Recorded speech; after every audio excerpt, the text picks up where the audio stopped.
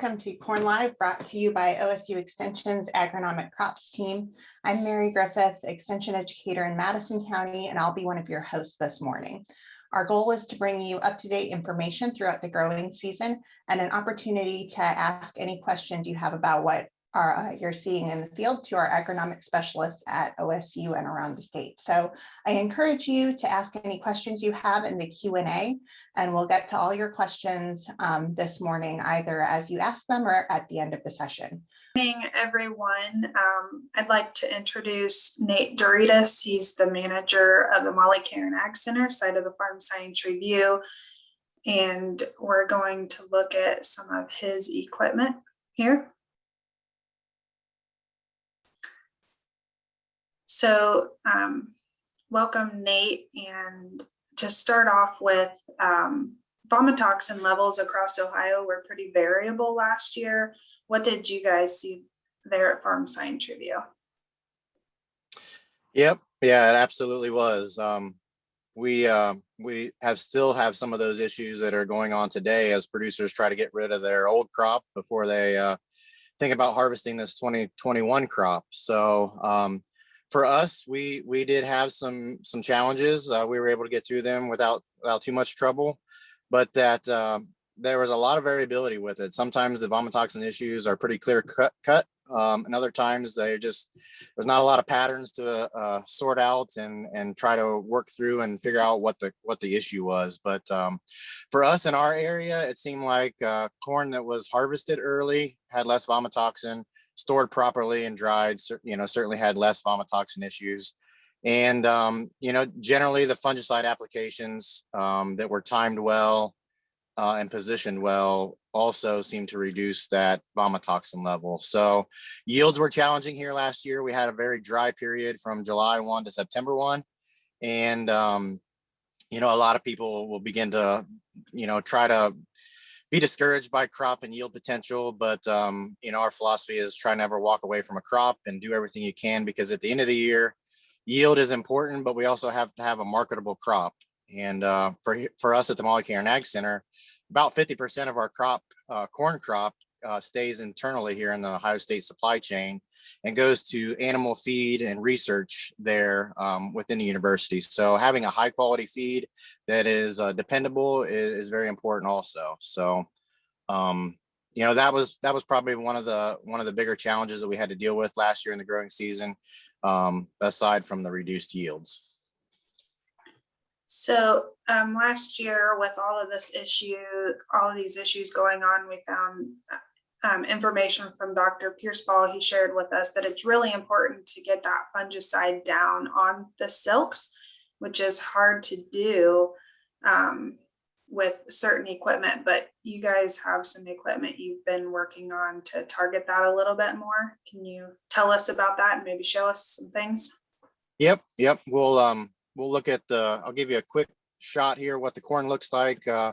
And then we've got water in the sprayer here, and we'll do a quick spray on that. And then we'll kind of get right back. This corn is demo corn that was planted April 28th. It's a 100-day corn, a little over 1,200 growing degree days to get to that silking stage. This one itself is timed fairly well when tassels are emerged. We have a nice ear shoot out, and there can be quite a bit of difference in some of those. This one seems to be aligned pretty well. We've had a pretty good growing season. We had 2 stretches through May and June that were both about 3 weeks long with little to no rainfall. And both of those were very hot periods, not necessarily humid. So as we approach, these reproductive stages now, we've turned a little bit. We've got much more humidity. We've had some 2-inch rainfall events, and the crop is still looking fairly well. So we'll get out here, and I'll just flip you over. This corn is a corn on corn field, and really it looks really good. We've got green leaves all the way to the bottom, and I'll just step back here a little bit. You can kind of see we're just into those last stages of putting up leaves. We'll have tassels out by the growing degree chart about July 10th. So just a couple days away from that. I would say we'll have to tack on a few more before we see really consistent tassels. With the corn on cornfield, we're just going to kind of watch a few things here. We're going to watch our lower canopy. There you can see corn residue from last year. We're going to be looking for lesions and stuff down here. It was mentioned that the corn crop seems to be a bit short this year.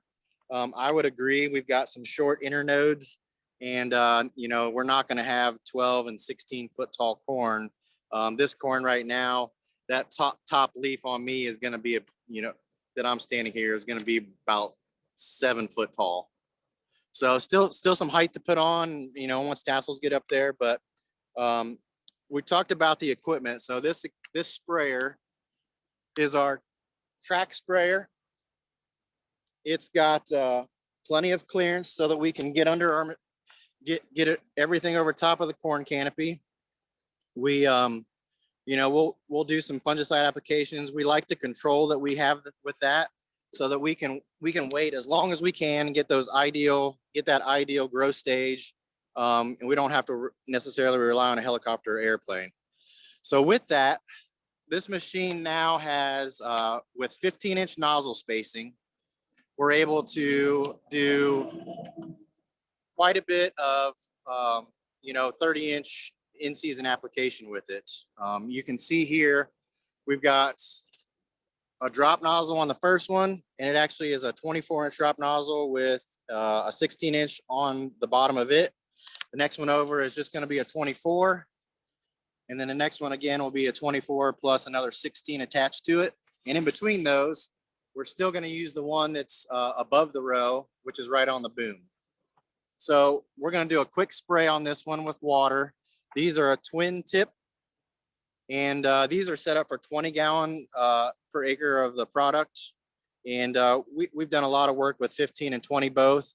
Don't see a whole lot of difference. Where we can, we try to stick with that 20, and it really does put a pretty good flood down through the canopy. Just trying to make sure we cover everything from the top, at least down to that ear leaf, maybe even the leaf below the ear leaf. So I'll give him the okay, and we'll do a quick spray.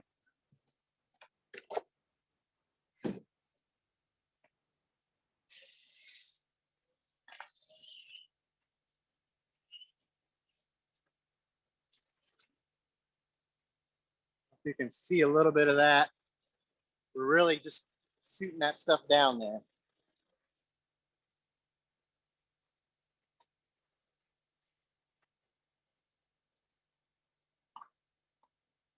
We'll step back, have him raise the boom, and then we'll get just a little bit of another perspective.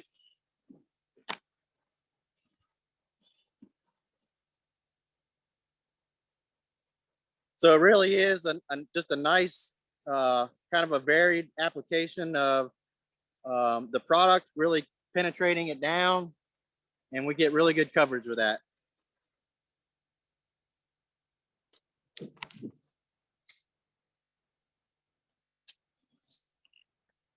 So with that, like I said, we're gonna kind of watch the growth stage here, watch our chart.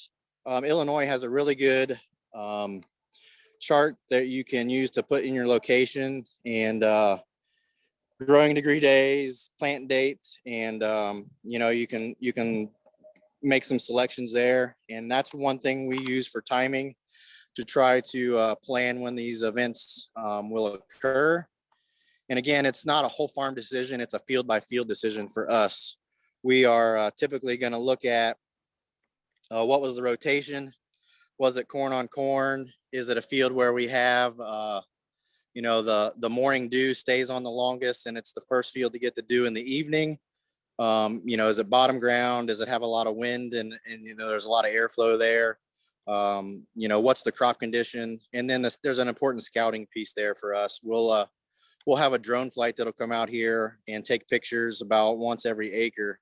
And we'll be able to do a little bit of prediction there to see if there is current disease pressure. What does that look like?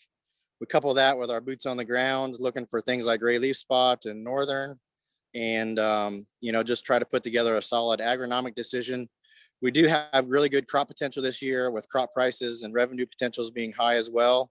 We want to do everything we can to protect this crop, maximize the yield potential that's out there. And at the end of the year, like I mentioned, have a crop that we can sell and is very reliable and something that, just kind of keeps us moving forward. So with that, I can turn it back over to you, Amanda. Yeah, just one last question with the different maturities that you have there. Do you see any trend with those as far as early maturing, late maturing, or does it really depend on the growing season with Gibberella and vomitoxin issues? One of the nice things about the operation here is we are spread out. We've got everything from 99, sometimes 95-day corn, which should be tasseling. In that case, should be tasseling, around July 1, depending on the plant date. And then on the production side, we've got 112, 113-day corn. So there is a wide window there, which helps with applications when we want to control that. And it does depend on planting date. So those late April planting dates all the way through mid-May, you really can spread it out. And the challenge that we have now today is with the ability to plant everything in a couple days, if we need to, or have a window where we can plant, that does get compressed. So one advantage or one risk management strategy would be to really stretch those maturities out or planting dates. And that does seem to help. I haven't seen it be as consistent as just good timely harvesting, right? The longer that corn is out in the field, once it's mature, it gets exposed to more weather. How soon did the ears turn down versus, ears pointed upright that are getting rainfall on them. So little difference, but not as much as some of the other factors.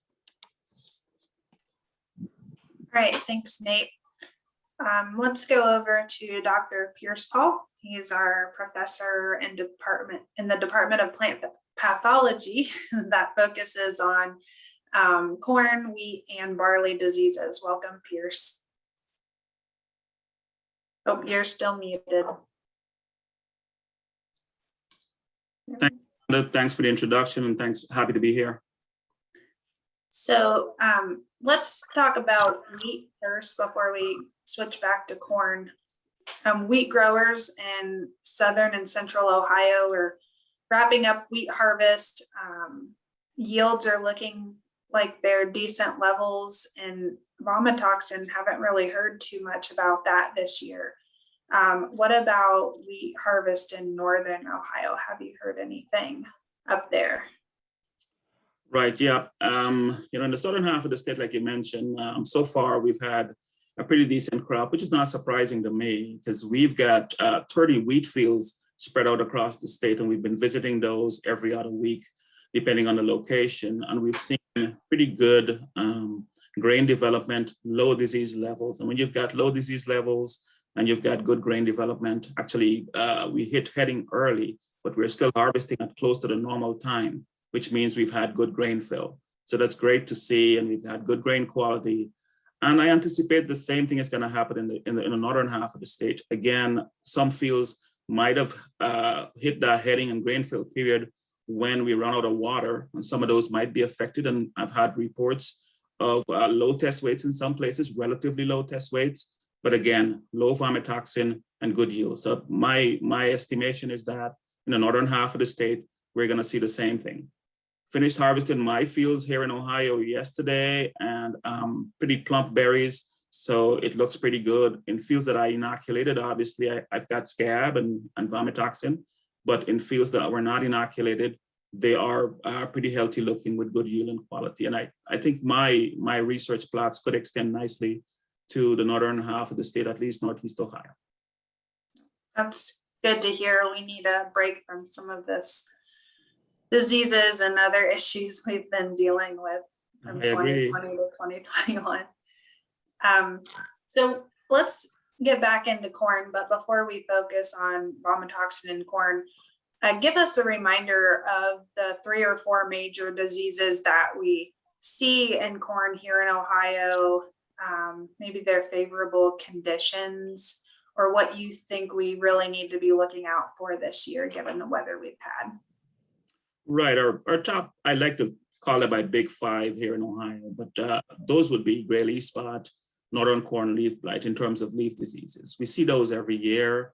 The levels we see would depend on the weather conditions, would depend on the resistance to the variety planted. And there's good genetics out there with good resistance. So if a farmer or a researcher plants resistant material, you're gonna see low levels, but still you're gonna see some level of gray leaf spot and northern corn leaf blight. So those would be the big two. Stock rots, and I'll lump them in a big category here. That would be probably number 3 on the list. And then ear rots would be number 4, especially with ear rots on our minds from last year. And again, I lump those in a big category, but you've got Gibberella ear rot, you've got Diplodia ear rot, and Trichodorma ear rot. Those would be, I think, our 3 big ear rot problems. So those would be the things to look out for. At this time, with corn approaching tasseling, this would be about the time to start scouting for gray leaf spot, northern corn leaf blight. And again, like we did in wheat, we've got 42 cornfields spread out across the state, where myself and my postdocs are visiting every other week, and we're already seeing gray leaf spot in the lower canopy and northern corn leaf blight starting to show up. If it stays dry, it's going to keep those in check, but dry conditions is also not good for the corn. We've had reports of pineapple-looking corn in some parts of the state, but once it starts raining, then you're going to see those diseases move up. So this is the time to scout. I would keep my eyes out for gray leaf spot, northern corn leaf blight, and as we get forward in the season, start worrying about the ear rots. Right, thanks. So if we talk about Gibberella a little bit more, a lot of farmers had serious issues with this last year. I know I got calls on it in Champaign County, and they were kind of spread throughout the county. So I'm sure it's on a lot of farmers' minds, and they don't want to deal with that last year. Again, this year, no one wants to get rejected at the elevator. So can you give us a review of what conditions are favorable for the development of that disease and what we should be trying to do to prevent that from occurring again this year? Right, so yes, we did have more Gibberella ear rot than normal in Ohio last year. And I hate to say it, it's a trend that's been increasing over my time here at Ohio State, almost 20 years. And yes, we all hate to see our farmers have to deal with such a problem, but then it's our job to try to help to find solutions. This disease develops best when you've got wet, humid conditions during the weeks after tasseling, about a week to about 21 days after tasseling. If you've got high relative humidity, it doesn't necessarily have to be rain, high relative humidity and warm temperatures, that's when it develops best. We've got some work done by one of my students with some funding from the Corn Board, showing very clearly across the state, when you've got those combinations of conditions, that's when you've got the highest levels of Gibberella ear rot and vomitoxin in the grain. I know Nate talked about planting date. Well, planting date is confounded by weather conditions. You can plant early and miss that favorable weather. You can plant late and miss that favorable weather. And then another year you plant early and hit the favorable weather. So planting date does help, but if planting date coincides with that favorable weather conditions, then you're gonna have problems with Gibberella ear rot. So yes, you can hedge your bets by playing around with multiple planting dates to help. At least some of those planting dates are gonna miss that favorable weather conditions. In terms of, sorry, Amanda, in terms of strategies to manage it, we're looking at fungicides as well. And I'm playing around with drop nozzles as well with some funding from the Corn Board to see exactly how effective the fungicides are. We're doing some more work this year on farm trials, this time in collaboration with Jason Hershu. And we're looking at some of these 360 wide drop type nozzle setup to see if we can get better coverage and better control. We'll stay tuned until we get some data to share with the group. Is there any work being done with seed companies to advertise the varieties that are more resistant? Excellent question. I've had guys contact me last year trying to find out which company hybrid was the worst. That's the type of, but no, I don't have any specific information regarding reaction. And that's why I tell folks, I said, use your own practical experience. If you had Gibberella aerat in a given year, then it means two things. Conditions were right and your hybrid is susceptible. So if you use your own practical experience, I know you hate to make those decisions after the fact, but if you had a hybrid that suffered last year, then you know it's susceptible. And again, we played around with hybrids from the corn performance trial, and we found that at least 60% I would classify as susceptible.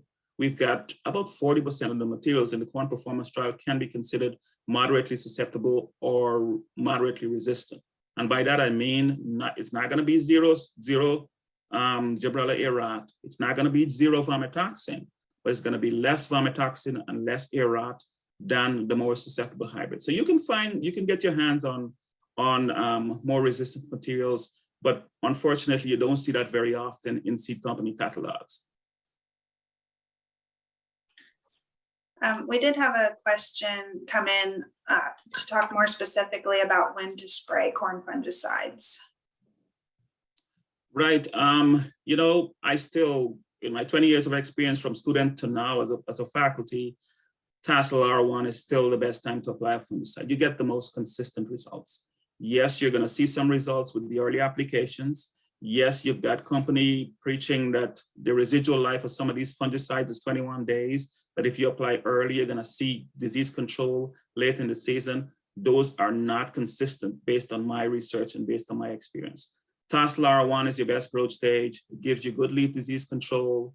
And as soon as we figure out the application technology for aerats, that same application timing give you good control of aerats as well. So I would still, dedicate my effort and time to fungicide applications, looking at that Tassel R1 growth stage. And we'll flash up the TCA credits. We have a question from Bob for Nate. Nate, what is the crop damage for spraying 7-foot corn? For us here, little to no crop damage for a VTR1, application on corn with our ground sprayer. A couple reasons. This sprayer has tracks. It'd be equivalent to a wheeled machine with a lift kit on it, where there's corn going under the belly of the machine, and occasionally the boom is pushing it over, but it's not enough with brace roots and a good strong crop to knock it over and create any physical damage that way. And then coming in to make the application, think about the traffic pattern. For us with RTK, using guidance lines for the same guidance lines, no matter what crop or what application we're doing, we're following a pre-emerge. In this case, in this cornfield, we're following a pre-emerge corn herbicide traffic pattern, a corn post-emerge herbicide traffic pattern, and with the damage, if you will, that's created by turning on the headlands on the end, that has already been established. We continue to travel the same direction. We always start the field in the same place. And really from those three applications, you generally don't grow any additional crop damage from the application itself. Kind of a related question for Nate or anyone that has thoughts on this. Is aerial application of corn fungicide acceptable versus ground sprayer, and differences in, I guess the question is about both damage to the crop from application and efficacy of application? Maybe a good question for Pierce. My comments.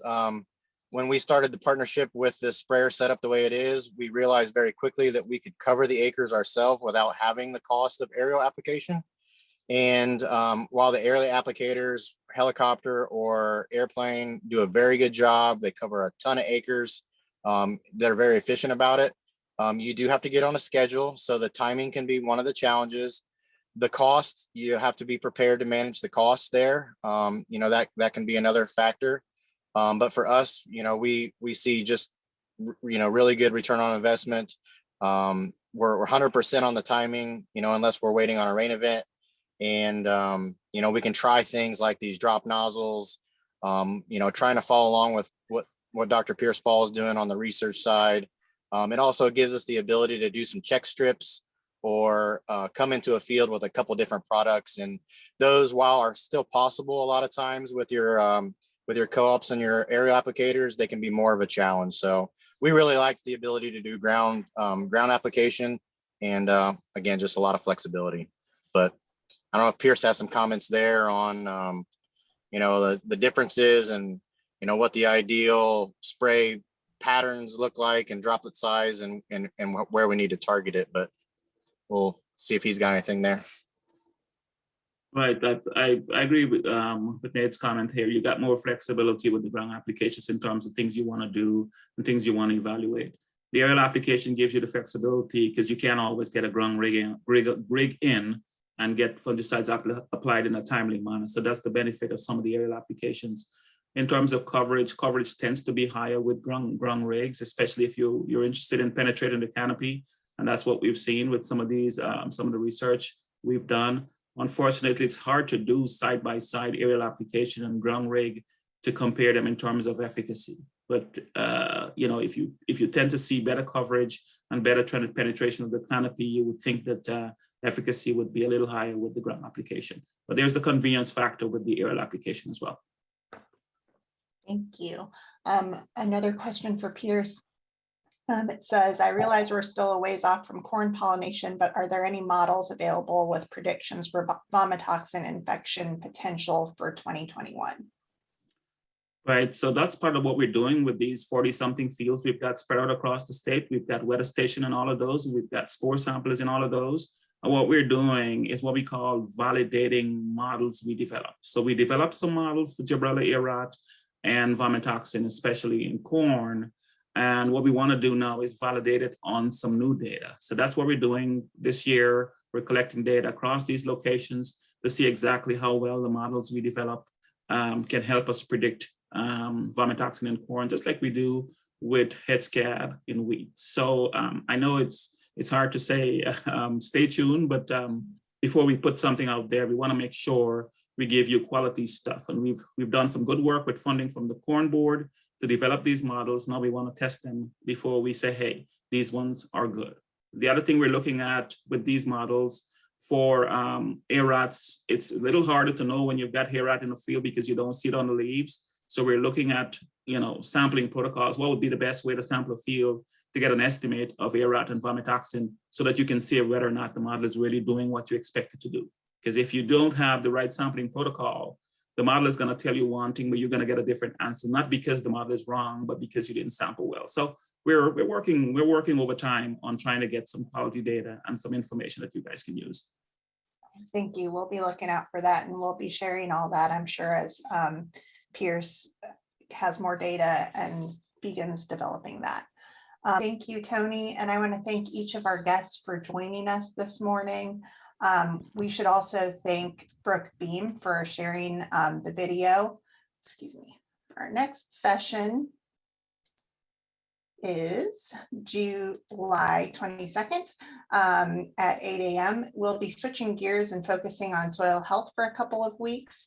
And our session on the 22nd is going to be about interseeding cover crops. So we plan to have registration information for the soil health sessions that'll be inserted here in a couple weeks in the next corn newsletter. So stay tuned for that. Thanks for joining, and hope you all have a wonderful day.